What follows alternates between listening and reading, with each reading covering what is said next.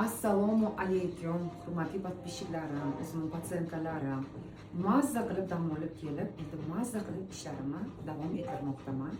Hozirgi bu patsientkamizga 2 hafta oldin qoshlarini shunaqa chiroyli qilib chizib bergan ekanman. Bu patsientkamiz hozir qoshlarini korreksiyasiga keldi. Men sizlarga hozir yaqindan qilib ko'rsatmoqchiman. Ahamiyat bersalaring, bu qizimizda hozir ko'richkalari yo'q, chunki 2 hafta oldin chizganman. Qaranglar qanaqa chiroyli chiqqan, juda ham chiroyli chiqqan.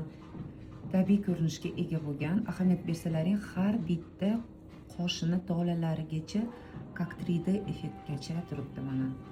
Hozir bu korreksiyalarni qilib beraman. Yetmagan joylariga xudo xohlasa yana ham chiroyli ko'rib beradigan darajada qoshlarini korreksiyasini o'tkazib beramiz.